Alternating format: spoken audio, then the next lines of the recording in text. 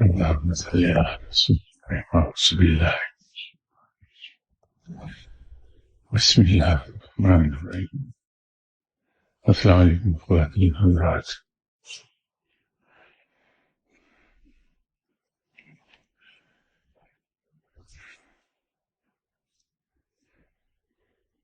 میں سب سے پہلے تو معذرت چاہتا ہوں، آج لیٹ ہو گیا.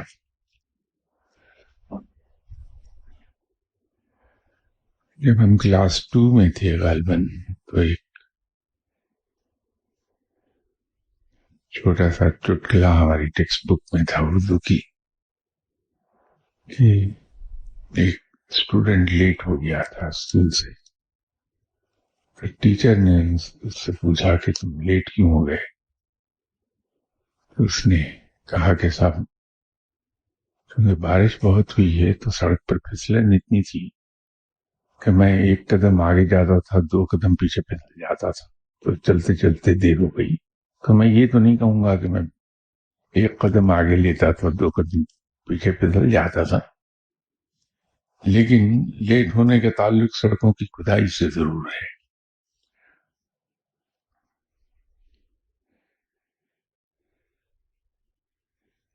ہم میں سے ہر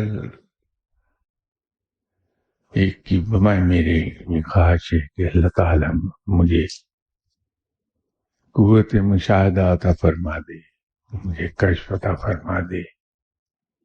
اور آپ کا تو نہیں کہتا لیکن مجھے اپنا پتہ ہے کہ میری خواہش یہ ہے کہ کچھ کرامات عطا ہو جائیں تاکہ میں لوگوں کو دکھا کے کچھ انہیں متاثر تو کر سکوں.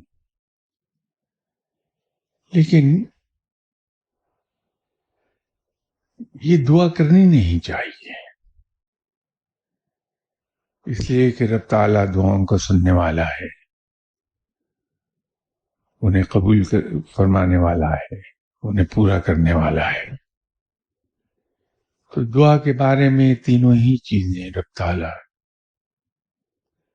کرتا ہے کہ انہیں دعاؤں کو سنتا بھی ہے، قبول بھی کرتا ہے، انہیں پورا بھی کر دیتا ہے. تو جب ہم رب تعالیٰ سے مشاہدہ مانگتے ہیں، اس سے دعا کرتے ہیں کہ یا اللہ ہمیں مشاہدہ عطا فرما دے، تو رب تعالیٰ تو انسان کو مایوس نہیں کرتا، رب تعالیٰ مشاہدہ عطا کر دیتا ہے. لیکن ہوتا یہ ہے کہ جب ہم اپنی روحانی کیفیات کو اس بلندی پر لے جائے بغیر جہاں مشاہدہ عطا ہوتا ہے، اس بلندی پر گئے بغیر اللہ سے دعا کے ذریعے مشاہدہ مانگتے ہیں، اور رب تعالیٰ اپنی رحمت کے صدقے، اپنے حبیب پاک صلی اللہ علیہ وسلم کے صدقے قوت مشاہدہ عطا فرما دیتا ہے، صلاحیت عطا فرما دیتا ہے. تو پھر جب ہم مشاہدے میں غرق ہوتے ہیں، اس مشاہدے کی تاب نہیں لا پاتے،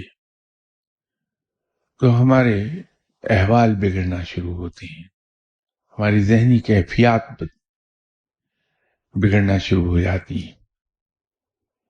تو انسان پھر کسی کام کاج کا رہتا نہیں، جسے عرف عام میں ہم مجذوب کہتے ہیں اور سائنس اسے نیم پاگل کہہ دیتی ہے.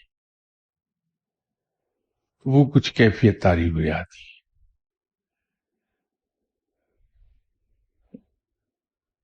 کوئی ہماری طرح کا شاگرد ہوگا، اس نے اپنے شیخ سے درخواست کی کہ شیخ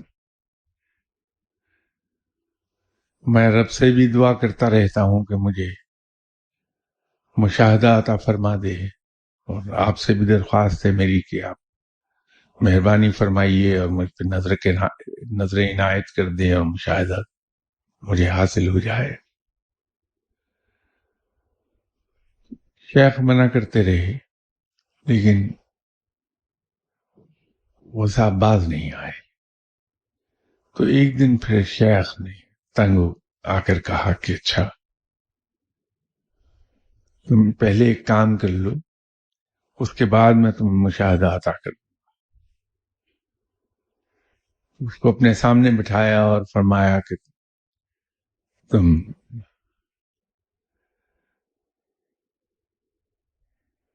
مخلوق میں سے انسانوں کا تصور کرو، تصور باندھو. تو اس نے کہا کہ حضور تصور بن گیا کہ اب یہ تصور کرو کہ یہ تمام انسان جو روئے زمین پہ بستے ہیں وہ ایک ہو گئے ہیں. تو اس نے کہا یہ تصور کر لیا میں نے. اب یہ تصور کرو کہ یہ تمام انسان ایک انگشتری میں بند ہو کر تمہارے سامنے پڑے ہیں. دیر تو لگی لیکن کر لیا. کہا یہ ہو گیا حضور.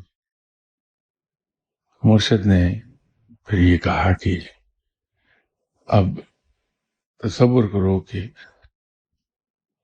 تمام جنات تمہارے سامنے اکٹھے ہیں پوری کائنات کے.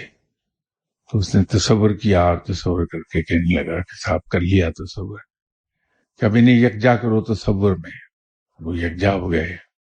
انہیں انگوٹھی میں بند کرو. تو کر لیا. پھر شیخ نے کہا کہ اب یہی عمل فرشتوں کے لیے دہراؤ. تو وہ بھی ہو گیا. تو اس پر شیخ نے کہا کہ یہ تو ہو گیا، اب ایک کام کرو، ان تینوں انگوٹھیوں کو ایک انگوٹھی میں جمع کر کے اس کا تصور باندھو. وہ اسٹرگل کرتے رہے، وہ ہو نہیں، وہاں اندھیرا چھا جائے آنکھوں کے سامنے. کافی دیر کوشش کے بعد کہا کہ حضور یہ تو نہیں ہوتا، اندھیرا چھا جاتا ہے. کہا کہ اس لیے میں تمہیں کہتا ہوں کہ پہلے روح کو اس بلندی تک لے جاؤ کہ اس بلندی پر پہنچ کر تمہیں مشاہدہ حاصل ہو جائے. تو جب رب کی طرف سے مشاہدہ حاصل ہوگا تو پھر یہ نہیں ہوگا، پھر اندھیرا نہیں چھائے گا آنکھوں کے سامنے. اسی طرح علوم کا معاملہ بھی ہے.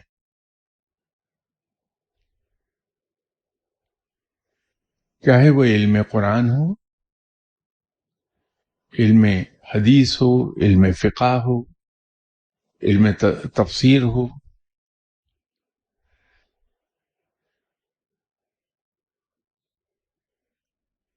یا دنیاوی علوم ہو. دنیاوی علوم کا تو ہم سب کو تجربہ ہے کہ ہم پری اسکول سے شروع ہوتے ہیں اور پھر رفتہ رفتہ کلاس 1 2 3 ہوتے ہوتے ہم ماسٹر کر لیتے ہیں، ایم فل کر لیتے ہیں، پی ایچ ڈی کر لیتے ہیں. لیکن یہ سارا عمل محیط ہے بہت سے سالوں پر. وہ ڈپینڈ کرتا ہے کہ ہم نے کیا کوالیفیکیشن حاصل کی. تو وہ علم ہم تھوڑا تھوڑا حاصل کرتے رہتے ہیں، وہ ایبزارب ہوتا رہتا ہے ہمارے اندر. جب ایک کلاس کا علم ہم ایبزارب کر لیتے ہیں، اس کا امتحان ہوتا ہے ہمارا. اگر ہم کوالیفائی کر لیتے ہیں تو ہمیں ڈکلیئر کر دیا جاتا ہے کہ اس سے اگلے لیول کا علم حاصل کرنے کی صلاحیت رکھتا ہے یہ انسان. تو ہم نیکسٹ کلاس میں پروموٹ کر دیے جاتے ہیں. تو وہ علم ایبزارب ہوتا رہتا ہے حتیٰ کہ پھر ہم اسکالر بن جاتے ہیں، اور اسکالر بن کے پھر ریسرچ اسکالر ہو جاتے ہیں. پہلے تھیوریز پڑھتے رہتے ہیں ایز ریسرچ اسکالر. ہم علوم کی نئی تھیوریز انٹروڈیوس کراتے ہیں جس میں بعد میں آنے والے لوگ جس پر تحقیق کرتے ہیں. لیکن اگر ہم یہ کوتاہی کر لیں کہ جو ہی کلاس 2 میں پہنچے ہم پی ایچ ڈی کے کورس کو پڑھنا شروع کر دیں، تو پھر سوائے اندھیرا چھا جانے کے اور کچھ نہیں ہوگا. روحانی علوم میں بھی یہی ہے کہ اگر شیخ عقل مند ہے، سمجھدار ہے، تو وہ اپنے شاگرد کی جسمانی، ذہنی اور روحانی کیفیات، ان تینوں کو اپنے سامنے رکھ کے، مد نظر رکھ کے، وہ بہت میئرڈ ڈوز دیتا ہے. بہت نپتلی ڈوز ہوتی ہے. جیسے ڈاکٹر ہمیں ایگزامن کرتا ہے اور وہ میڈیسن پریسکرائب کرتا ہے، کسی کو وہی ٹیبلٹ دے گا، 0.5 mg کی ہوگی اس کی پوٹینسی، کسی کو 1 mg کی دے دے گا، کسی کو 500 mg کی بھی دے دے گا. وہ در حقیقت ہمیں ایگزامن کر کے دیکھ چکا ہوتا ہے کہ ہمارے جسمانی کیفیات کیا ہیں. تو شیخ ہمیں میئر کر کے، ہمیں ناپ تول کر کہ ہمارے اندر ایبزارب کرنے کی کیپیسٹی کیا ہے، وہ ایک میئر ڈوز میں علم دیتا ہے. اسی لیے یہ کہا جاتا ہے کہ عام طور پر آن ایوریج 35 ایئرز لگتے ہیں شاگردی اختیار کرنے سے لے کر ولایت کی سند ملنے تک، اس لیے کہ وہ بہت سلولی دیا جا رہا ہوتا ہے. اور وہی اچھا ہوتا ہے کہ آدمی ایبزارب کرتا ہے، پھر آگے بڑھتا ہے، ایبزارب کرتا ہے، آگے بڑھتا ہے. اس کا دوسرا طریقہ جو شیخ استعمال کرتے ہیں وہ یہ ہے کہ وہ دونوں طرح کے علوم کو بیک وقت لے کے چلتے ہیں، دنیاوی بھی، روحانی بھی، دینی بھی اور روحانی بھی.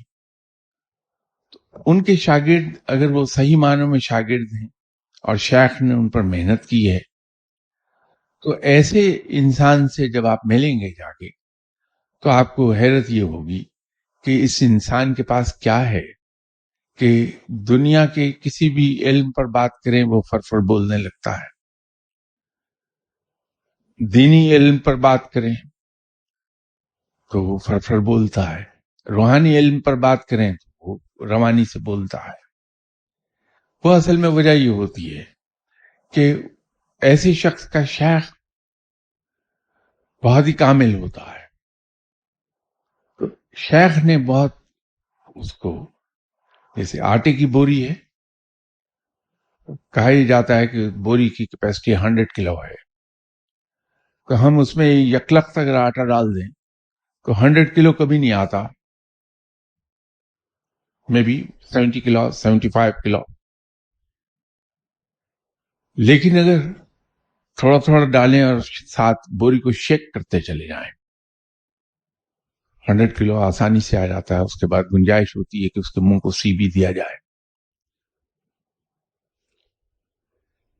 تو علوم کے بارے میں بھی یہی ہے.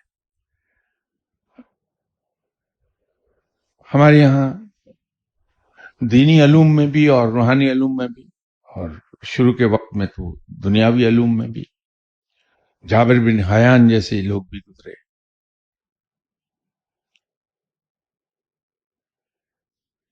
بڑے بڑے اسٹالورٹس ہمارے یہاں پیدا ہوئے ہیں، دنیاوی علوم میں، مذہبی علوم میں، دینی علوم میں اور روحانی علوم میں.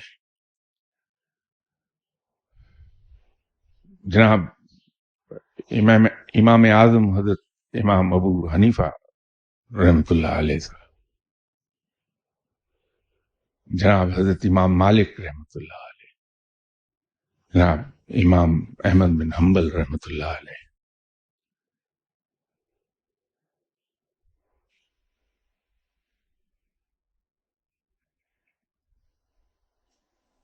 یہ دینی علوم میں اسٹالورٹس ہیں. روحانی علوم میں ہمارے یہاں جناب حضرت پیران پیر غوث العظم دستگیر صاحب جیسے بھی لوگ گزرے ہیں، جو بذات خود ایک بہت بڑا لیجنڈری فگر ہیں، اپنے اندر ہی ایک لیجنڈ تھے، بہت بڑا لائٹ ہاؤس.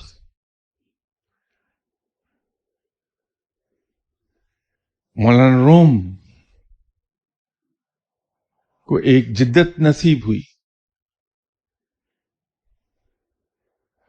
اور وہ ایسی ہے جو ہمارے یہاں بہت کم لوگوں کو نصیب ہوگی کہ امریکہ اور یورپ، بالخصوص امریکہ، مولانا روم کی تعلیمات پر بڑی گہرائی سے اس پر تحقیق کر رہے ہیں آج کل.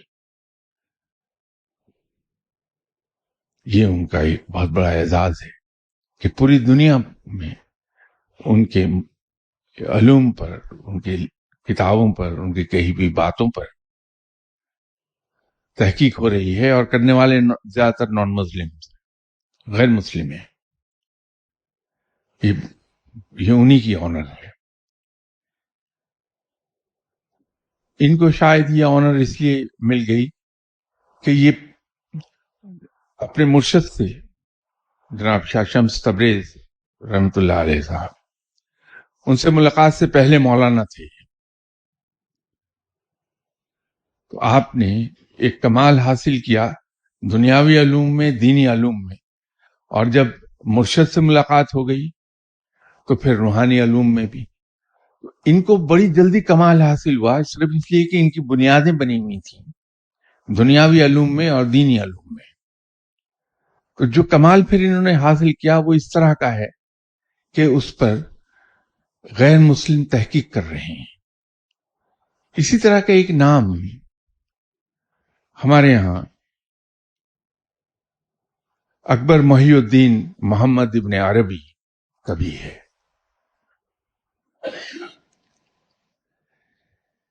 لیکن مسئلہ ان کے ساتھ ایک بن جائے گا کہ انہوں نے جو کتابیں لکھی ہیں وہ انہوں نے اپنے ذہنی معیار سے لکھی ہیں جو بہت بلند ہے.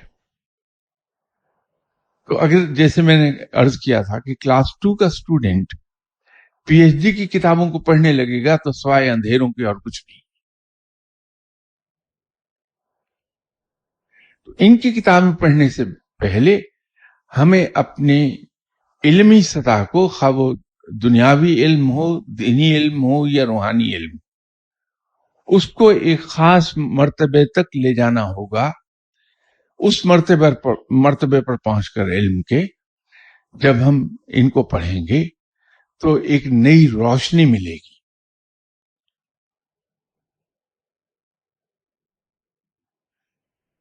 محمد ابن عربی، اکبر بھی ان کا، شیخ الاکبر ان کا لقب ہے. لوگ شیخ اکبر کہتے تھے، اس نسبت سے اکبر ان کے نام کا حصہ بنا. محی الدین ان کا لقب تھا کہ دین کی ترویج کرنے والا، اس کی تجدید کرنے والا. اس وقت کی گرد جو جم گئی ہے دینی تعلیمات پر، ان کو صاف کر کے دینی علوم کو دوبارہ چمکا دینے والا محی الدین ان معنوں میں آتا ہے. وہ بھی لقب ان کا ہے، وہ ان کے نام کا حصہ ہو گیا. اصل اپنا نام ان کا محمد ابن عربی تھا. تو اکبر محی الدین محمد ابن عربی یہ کہلائے.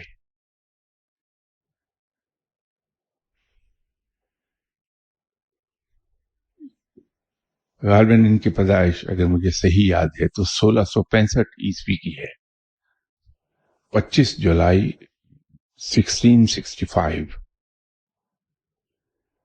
اور ان کی ڈیتھ غالباً 8 نومبر 2040 2040 کی ہے، 1740 کی. 75 ایئرس کی عمر پائی ہے انہوں نے، اور 350 کتابیں ان کی انہوں نے لکھی، اور اس کے علاوہ ایک کتاب ان کی شاعری کی بھی ہے.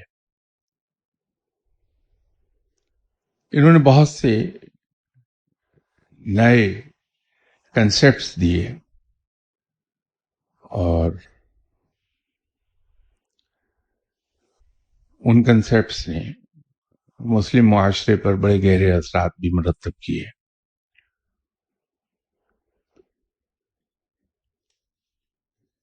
انہی کی ایک کتاب روحانی اسفار سے کسی صاحب نے ایک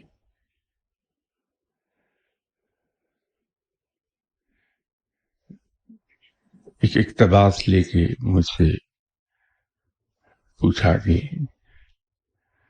جناب ابن عربی صاحب نے اس میں یہ بات کہی ہے کہ انسان کا سفر ہر وقت جاری رہتا ہے،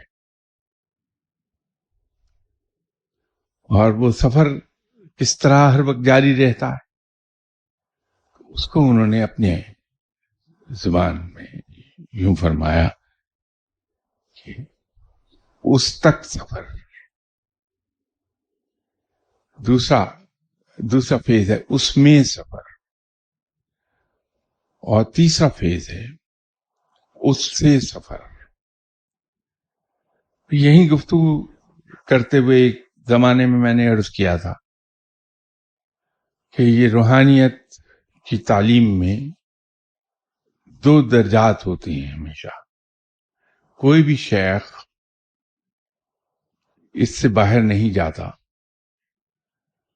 بلکہ جتنے بڑے شیخ ہوں گے، علم کے جتنی بلندی پر پہنچے ہوئے شیخ، اتنے ہی اس کے وہ زیادہ پابند ہوں گے کہ علوم کا ایک حصہ تو وہ ہے جو عام لوگوں کے سامنے بیان کیا جا سکتا ہے، لیکن علوم کا ایک اور حصہ ہے جو صرف خواص کے لیے ہے۔ خواص سے مراد یہ نہیں جو ہمارے یہاں وی آئی پیز ہیں، بلکہ خواص سے مراد یہ ہے کہ وہ لوگ جو علم کے میں کافی آگے چلے گئے ہوئے ہیں، جن کو شیخ نے چنا ہے کہ ان کو میں ایڈوانس لیول کا علم ڈسپینس کروں گا، ان کو وہ خواص ہیں۔ تو جب علوم کا وہ حصہ بیان کیا جاتا ہے تو شیخ بند کمرے میں صرف انہی مخصوص لوگوں کے سامنے بیان کرتے ہیں۔ اسی طرح ایسے لوگوں کی لکھی ہوئی کتابوں کو، کی لکھی ہوئی کہی ہوئی باتوں کو ہم جتنی بار بھی پڑھیں گے، جتنی بار بھی سنیں گے، اس سے نئے معنی ہمیں سمجھ آئیں گے، اس لیے کہ وہ اتنی گہری باتیں ہوتی ہیں کہ وہ تہ در تہ اس کے مطلب نکلتے ہیں۔ تو جب ہم ایک مطلب سمجھ جاتے ہیں اچھی طرح، ان کی کہی ہوئی اسی بات کو جب دوبارہ سنیں گے تو چونکہ ہم اس کا ایک تہ کو ہم سمجھ چکے، تو اگلی تہ خود بخود ہمارے سامنے کھلتی ہے۔ تو ہم یہ کہتے ہیں کہ اس شیخ کی بات کو جتنی بار سنو، جتنی بار پڑھو، نئے معنی ہی سمجھ میں آتے ہیں۔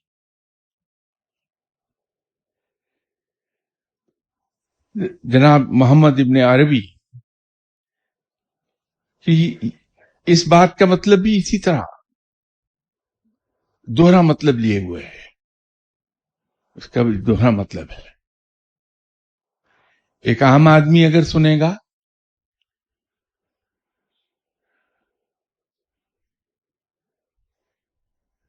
تو وہ اس کو یہ سمجھے گا کہ یہ جو انہوں نے کہا کہ اس تک سفر، یہ دنیاوی زندگی ہے ہماری جو ہم گزار رہے ہیں، اور اس پر نظر رہتی ہے ہماری کہ جو کچھ ہم یہاں کر رہے ہیں کل کو ہم نے اس کا حساب دینا ہے، تو یوم حساب پر نظر رہتی ہے۔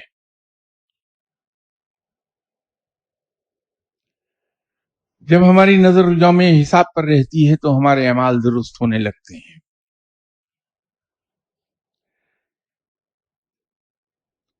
اس میں سفر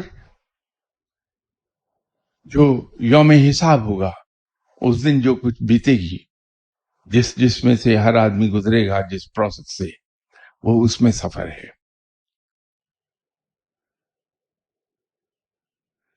اور حساب ہونے کے بعد ہر آدمی جب اپنے اعمال کے مطابق اپروپریٹ جگہ پر بھیج دیا جائے گا. تیسرا حصہ ان کی بات کا وہ سفر ہے، یہ وہ ہے جو عام آدمی کو سمجھانے کے لیے بیان کیا گیا. اس سے سفر یہ تیسرا حصہ ہے. یوم حساب سے آگے کا سفر جو ہے وہ اس سے سفر ہو گیا. یہ عام آدمی کے لیے مطلب ہے، لیکن اس کے روحانی مطلب بھی ہیں. روحانی سفر میں بھی اس سے مطلب ہے کہ ہم اگر ہماری نظر اس بات پر ہے کہ ہمیں رب تعالیٰ کا قرب حاصل ہو جائے تو اس کے لیے ہم اس کی اطاعت کرتے ہیں، اس کی بندگی کرتے ہیں، اور اس طرح سے بندگی کرتے ہیں جس طرح سے بندگی کرنے کا حق ہے. تو اس بندگی کے نتیجے میں جب رب راضی ہوتا ہے تو ہمیں اپنا قرب عطا فرماتا ہے، اپنی دوستی عطا فرماتا ہے. تو پہلا حصہ اس تک سفر مکمل ہو گیا اس بندگی کے ذریعے سے. جب ہمیں قرب حاصل ہو جاتا ہے تو ہم حالت مشاہدہ میں جاتے ہیں، ہمیں مشاہدہ حاصل ہوتا ہے، ہمیں کشف حاصل ہوتا ہے.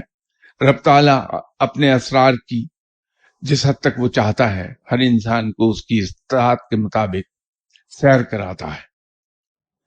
تو اس روحانیت میں رہتے ہوئے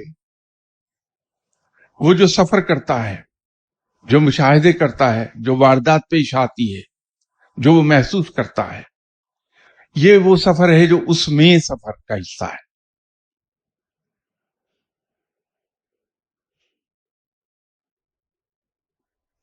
تو تیسرا حصہ ہے اس سے سفر. تو جب آدمی ان کیفیات سے نکل کر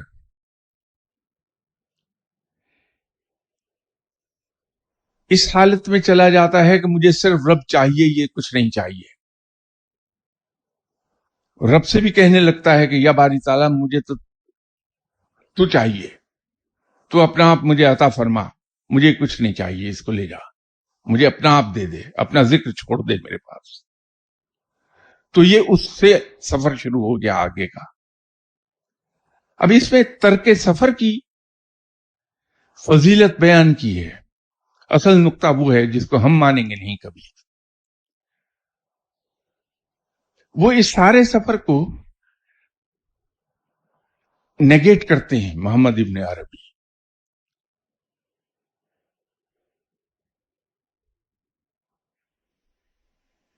کیا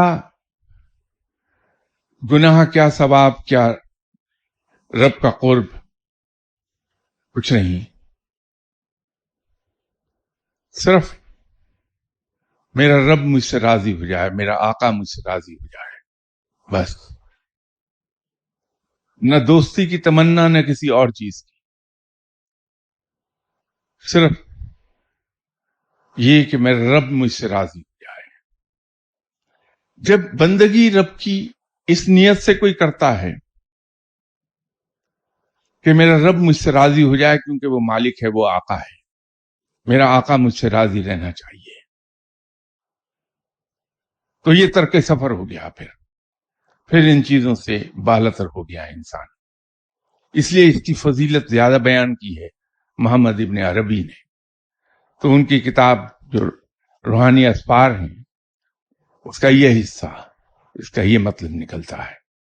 اس کو فردر ایلیبوریٹ کیا جا سکتا ہے، اس پہ ایک ایک جو حصہ ہے سفر کا، اس کو فردر ہم بول سکتے ہیں جتنا چاہیں اس پر، اس لیے کہ اس میں گنجائش بہت ہے. میں اپنا نہیں کہہ رہا کہ میں بول سکتا ہوں، میں کیا بولوں گا، مجھے آتا کچھ نہیں ہے، لیکن اس میں گنجائش اتنی ہے ان کی اس بات کی، اتنی گہری بات ہے اس میں، وزڈم اتنی ہے کہ صرف اسی حصے کو اگر ہم پکڑ لیں اس تک سفر، تو وہ سفر کیسے طے ہوگا، اس کے آداب کیا ہوں گے، صرف اسی پر اگر بولا جائے تو کئی گھنٹے بولا جا سکتا ہے اس پہ. یہ تو آپ کا چونکہ وقت بڑا قیمتی ہے، تو آپ کے وقت پیش نظر میں نے مختصراً جتنا میں عرض کر سکا کر دیا.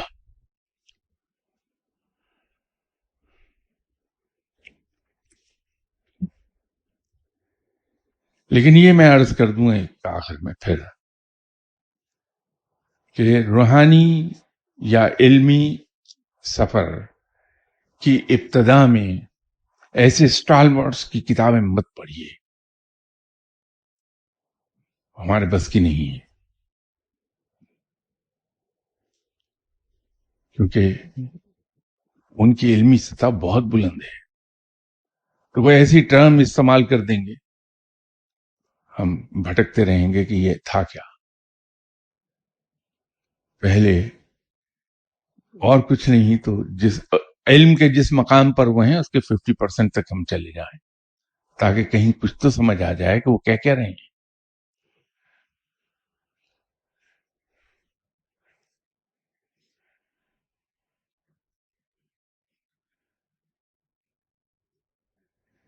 لوگ بہت ضد کرتے رہتے ہیں کہ حروف مقطعات کی بات کریں.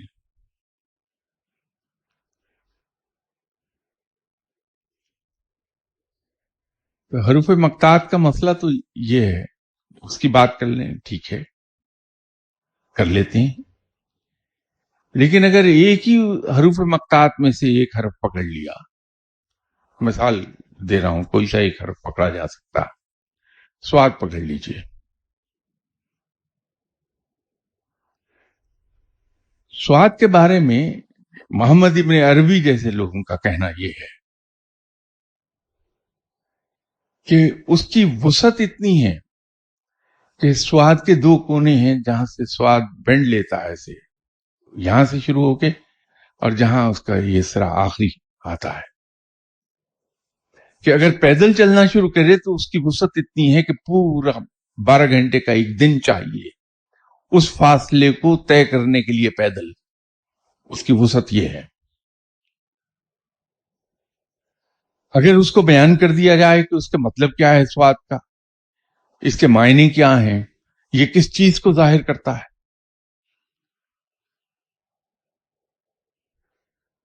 مجھ جیسے لوگ تو ویسے بے ہوش ہو کے گر جائیں گے کہ یہ کیا ہے. اور بہت سے لوگ اس خوف کے مارے کے حساب کیسے دیں گے، وہ زندہ رہنے سے انکار کر دیں گے کہ یا باری تعالیٰ زندہ رہ کے کروں گا کیا، اس کا حساب کون دے گا.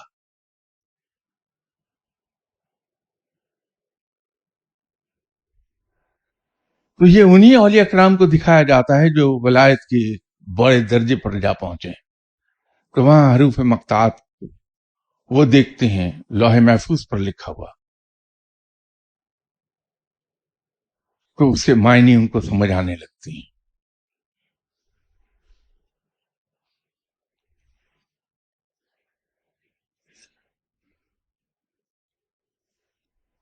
انسان کا علم کا ایک مقام جب تک آ نہ جائے، ایسی چیزوں کو ہاتھ لگائیے نہیں. بہتر یہ ہے کہ اگر میں کلاس 1 میں ہوں تو الف بے کا قاعدہ ہی میں پڑھتا رہوں، تاکہ میں وہ سیکھ لوں کہ الفابیٹس کیا ہیں. ایسے ہی میں ڈاکٹر عبدالسلام کی فزکس کی کتاب اٹھا کے پڑھنے لگوں گا تو ہجے کر کے شاید پڑھ تو لوں میں، لیکن پلے کچھ نہیں پڑے گا.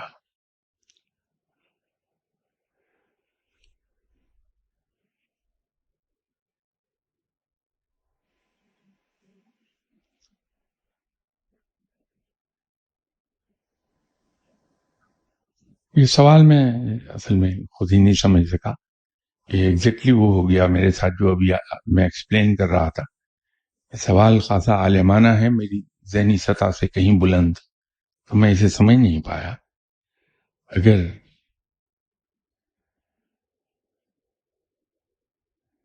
ایک مہربانی یہ فرمائیں کہ اس کو ایلیبوریٹ کر دیں آسان لفظوں میں. سوال جن صاحب نے بھی لکھا ہے کہ کیا انسان ایک وقت میں ایک سے زیادہ کیپیسٹیز میں فال کرتا ہے؟ اگر کرتا ہے تو ایسا کیا کیا جائے کہ ایک کیپیسٹی دوسری کیپیسٹی میں مکس نہ ہو.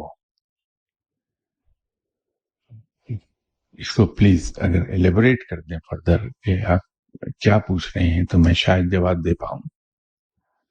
انہی صاحب کا دوسرا سوال ہے کہ اسلام میں کس رائے کی اہمیت زیادہ ہے، فرد واحد کی یا ایک جماعت کی؟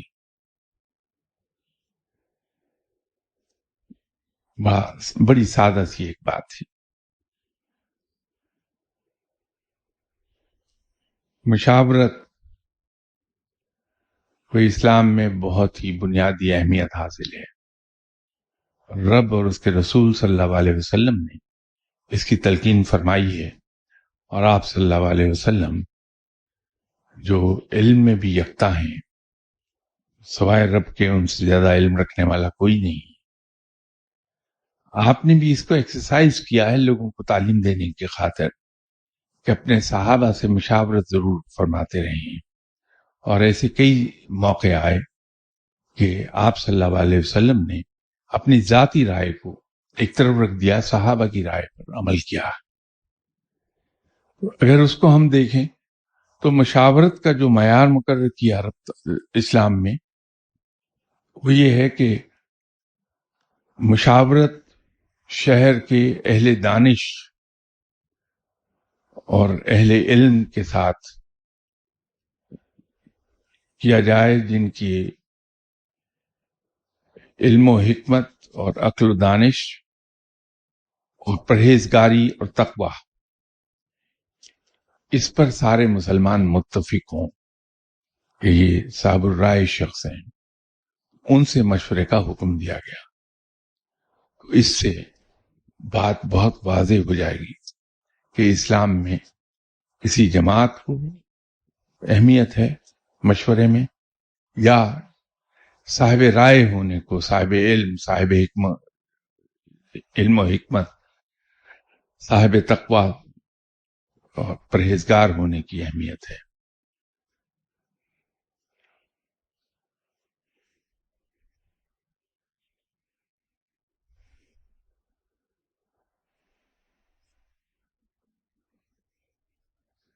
کسی صاحب نے ایک سوال پوچھا کہ آپ نے یہ مقام جو اللہ رب العزت نے آپ کو عطا فرمایا ہے کیسے حاصل کیا؟ اس راہ پر چلنے کے لیے مجھ گناہگار کو کیا کرنا چاہیے؟ I am completely last. ایک دن اس راہ پر چلنے کی ٹھانتا ہوں اور پھر بھٹک جاتا ہوں. استقامت اور کنسسٹنسی کیسے حاصل ہوتی ہے؟ بھائی آپ بہت بڑی غلط فہمی میں مبتلا ہو گئے.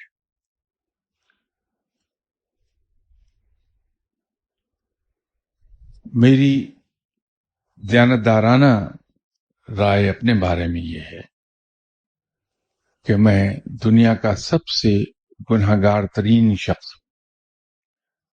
آپ چراغ لے کے بھی ڈھونڈیں گے تو مجھ سے گنہگار دوسرا دکھائی نہیں دے گا آپ کو.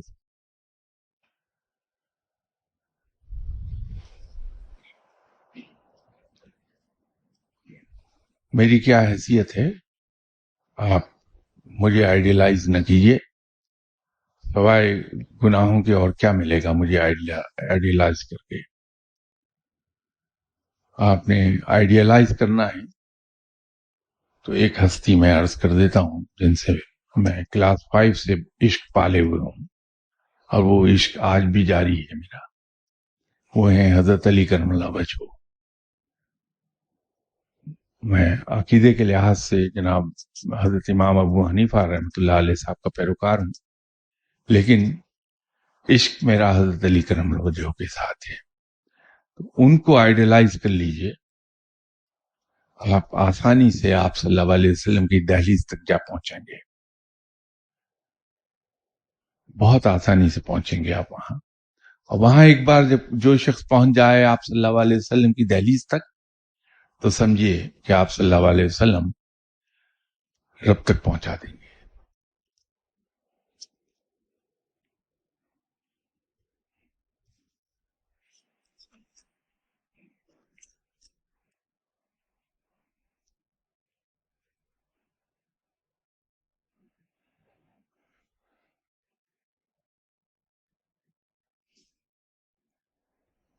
کسی نے سوال پوچھا کہ اللہ کی برہان کیا ہے جو حضرت یوسف علیہ السلام کو گناہ سے بچاتی ہے؟ کیا عام گناہگار انسان اللہ کی برہان کا مشاہدہ کر سکتا ہے؟ اگر کر سکتا ہے تو اس کے لیے کیا تدبیر کرنا ہوگی کہ انسان گناہ ہی سے بچ جائے؟ بہت آسان کام ہے. ہم میں سے جو بھی چاہے اس برہان کا مشاہدہ تو میں نہیں کہتا، لیکن اس برہان کو ایکسپیرینس کر سکتا ہے. وہ یہ ہے کہ اگر ہم گناہ سے توبہ کر لیں اور ارادہ تہیہ کر لیں اپنے ساتھ بھی اپنے رب کے ساتھ بھی کہ ہم گناہ نہیں کریں گے، اور رب تعالیٰ سے یہ درخواست کر لیں کہ یا باری تعالیٰ میں کمزور ہوں، میرے قدم لڑکھڑا جاتے ہیں، میری مدد فرما اور مجھے گناہوں سے محفوظ رکھ، میں اپنے آپ کو تیری پناہ میں دیتا ہوں. یہ بات میں پورے یقین کے ساتھ آپ کو کہہ سکتا ہوں کہ اللہ کی برہان کو آپ ایکسپیرینس کر لیں گے کہ پتہ یہ چلے گا کہ جہاں آپ گناہ کرنے لگے وہاں رب تعالیٰ نے کچھ اس طرح کی رکاوٹیں ڈال دیں، کچھ معاملات ایسے کر دیے کہ آپ یا تو گناہ کی جگہ پر جا ہی نہیں سکے یا گناہ کر نہیں سکے. تو یوں انسان ایکسپیرینس کرنے لگتا ہے. اور ویسے بھی ہر شخص ہم میں سے کمزور ہے، ہمارے قدم لڑکھڑا جاتے ہیں. یہ صرف آپ ہی نہیں ہیں، سبھی ہم ایسے ہی ہیں، انسان جو ٹھہرے. تو بجائے تمام کی تمام ذمہ داری اور بوجھ خود اٹھانے کے، اپنے ذمے کوشش کا پہلو رکھ لیجئے اور اللہ تعالیٰ سے نہ صرف یہ کہ اپنے آپ کو اس کی پناہ میں دے دیں، بلکہ اس سے مدد مانگ لیں، یہ کہہ کے، یہ اقرار کر کے اپنے بارے میں کہ یا باری تعالیٰ میں کمزور ہوں، گناہوں سے بچنا چاہتا ہوں، میری نیت ہے، تو دلوں کے حال جانتا ہے، لیکن کمزور ہوں، قدم لڑکھڑا جاتے ہیں، میری مدد فرما دے اور مجھے گناہوں سے محفوظ رکھ لے، میں اپنے آپ کو تیری پناہ میں دیتا ہوں.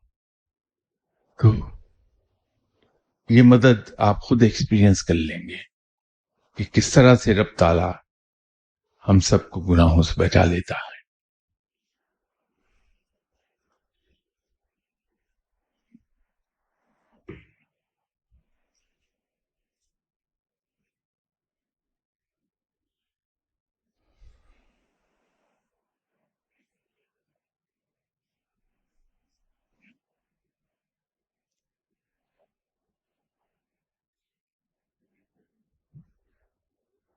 کسی صاحب نے ایک سوال پوچھا ہے کہ I don't ask for much except Allah's friendship and His forgiveness. What should I do to be a good and successful person? How can I meet the Prophet Muhammad sallallahu alaihi wasallam?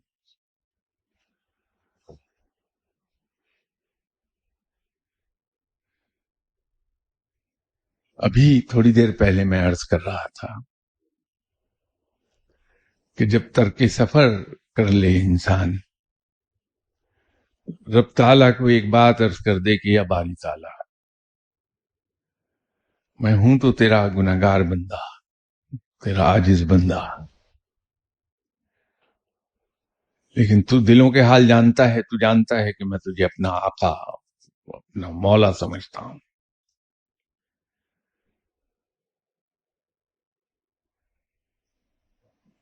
مجھے تو صرف اپنی ذات عطا فرما دے، اپنا آپ عطا فرما دے.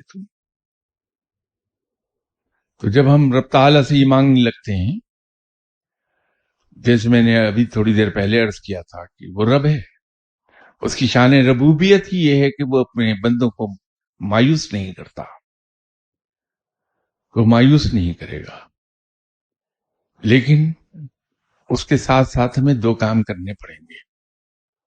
ایک عملی ثبوت دینا پڑے گا اس بات کا کہ میں تجھے اپنا آقا مانتا ہوں، تجھے اپنا مالک سمجھتا ہوں، تجھے اپنا خالق سمجھتا ہوں، اور تجھے اپنا پالنے والا سمجھتا ہوں۔ تو جب ہم اس کو یہ کہتے ہیں تو اپنے ایک ایک فعل سے ہمیں یہ ثابت کر دینا ہوگا کہ ہم تیری اطاعت کرتے ہیں، صرف تجھ سے پیار کرتے ہیں۔ یہ دنیاوی مال و زر، یہ جائیداد، یہ رتبہ، یہ ہماری ٹھوکروں پر پڑا ہے، ان کی حیثیت ہمارے لیے کنکر سے زیادہ نہیں ہے۔ تو یہ پریکٹیکلی پروو کرنا ہوگا، اور جب ہم اللہ سے اس کی ذات مانگتے ہیں، اس کی دوستی مانگتے ہیں، تو یاد رکھیے کہ یہ راہ بڑی کٹھن ہے، اس پر مشکلات بھی بہت آئیں گی، تکالیف بھی بہت آئیں گی، اور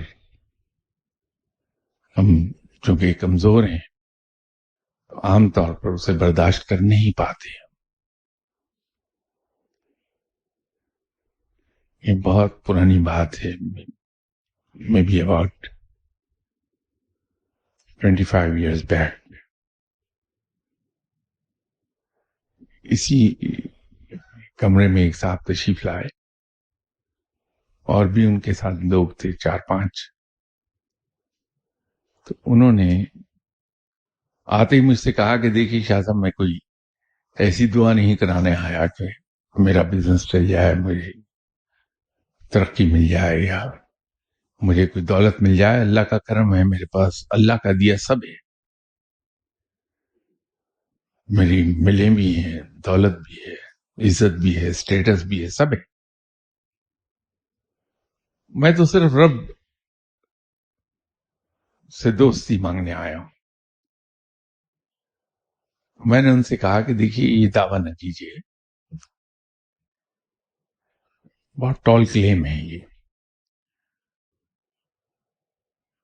آپ مجھے جانتے ہی نہیں شاہ صاحب، میں تو آیا ہی اس نیت سے ہوں، اور آپ یہ بتائیے کہ دوستی لے کے دے سکتے ہیں یا نہیں لے کے دے سکتے۔ میں نے کہا بھائی یہ تو دعویٰ کوئی بھی نہیں کر سکتا، رب تو مرضی کا مالک ہے، جسے چاہے دوست بنا لے، جسے چاہے نہ بنائے۔ البتہ میں یہ عرض کر سکتا ہوں کہ صبح شام یہ پڑھ لیا کیجیے، اور زیادہ نہیں ہے، ایک ایک تسبیح پڑھیے۔ جب یہ 40 دن پڑھ لیں تو پھر تشریف لے آئیے میرے پاس، پھر آپ سے بات کرتے ہیں۔ تو وہ چلے گئے، اور ایگزیکٹلی ایک ویک کے بعد اتوار ہی کی شام کو وہ دوبارہ یہیں اسی کمرے میں تشریف لے آئے، اور ورچولی دونوں ہاتھ باندھ کے انہوں نے کہا کہ یہ واپس لے لیں، مجھے نہیں چاہیے، یہ برداشت نہیں ہوتا ہے جو کچھ ہونے لگا میرے ساتھ۔ تو یہ آج پھر آپ نے اتنا ٹال کلیم کر لیا، اللہ تعالیٰ آپ کی خواہش پوری کر دے، اللہ آپ کو اپنی دوستی عطا فرما دے، لیکن راہ بڑی کٹھن ہے، اس پر انسان چل نہیں پاتا۔